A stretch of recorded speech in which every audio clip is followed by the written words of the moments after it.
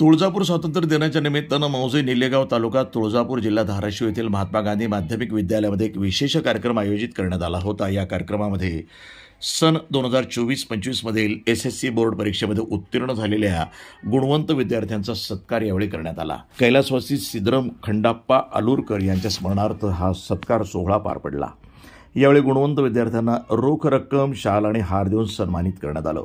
कार्यक्रमाच्या अध्यक्षस्थानी शाळेचे मुख्याध्यापक आलूरकर सर होते। त्यांनी विद्यार्थ्यांना पुढील वाटचालीस शुभेच्छा देत त्यांच्या मेहनतीचं कौतुक केलं। या प्रसंगी प्रमुख पाहुणे म्हणून रसूल शेख, रफिक पटेल तसंच पत्रकार इरफान शेखदार उपस्थित होते। या मान्यवरांनी हे विद्यार्थ्यांना मार्गदर्शन केलं। या कार्यक्रमाला शाळेतील सर्व विद्यार्थी, शिक्षक आणि शिक्षकेतर कर्मचारी मोठ्या संख्येनं उपस्थित होते। मी महात्मा गांधी माध्यमिक विद्यालय निलेगाव येथे पहिल्या क्रमांकावर 10वीत 91% पडलेत मला। हे सगळं काही या शिक्षकांमुळे शक्य झालं, कारण खूप सपोर्ट केले आम्हाला याने आणि खूप मार्गदर्शनही केले।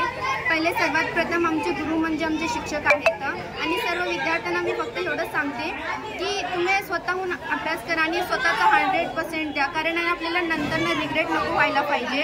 कारण रिग्रेट हा ना खूप वाईट असतं, म्हणजे त्याच्यामुळे आपण काहीही करू शकत नाही पुढे। म्हणून स्वतःचा 100% द्या। 100% दिलं की मग मार्क कसलं काही येत नाही, मग आपल्याला त्याचा फरक पडणार नाही। आणि ते जे झाले त्याचा विचार करायचं नाही।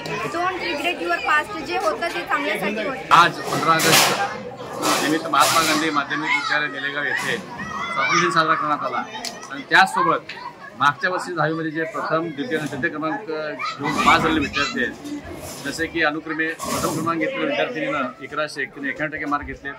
नाजिया शेख हिने 90% मार्क घेतले आणि जुनेद पटेल यांनी 88% मार्क घेऊन ह्या तिघांनाही तिन्ही विद्यार्थ्यांनी यश संपादन केलेलं आहे। तर अशाच रीतीने आमच्या प्रशालेची परंपरेनुसार दरवर्षी विद्यार्थी एवढेच गुण घेऊन उत्तीर्ण होत असतात।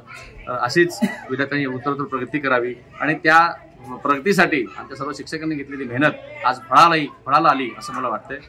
मी थांबतो। शासनामध्ये काय मागणी असतात तुमची? शासनाकडे एवढीच मागणी आहे, जे विनाअनुदानित किंवा अनुदानित शिक्षक आहेत, जे 100% काम करतात, तरी पण त्यांना शासनाने अजूनही 40%, 20%, 30%वर ठेवलेलं आहे। तर शासनाने आमच्याकडेही बघताना चांगल्या दृष्टिकोनाने बघावं आणि आम्हाला लवकरात लवकर 100% अनुदान द्यावं हीच विनंती। प्रतिनिधी इरफान शेखदार, NTV न्यूज मराठी, धाराशिव।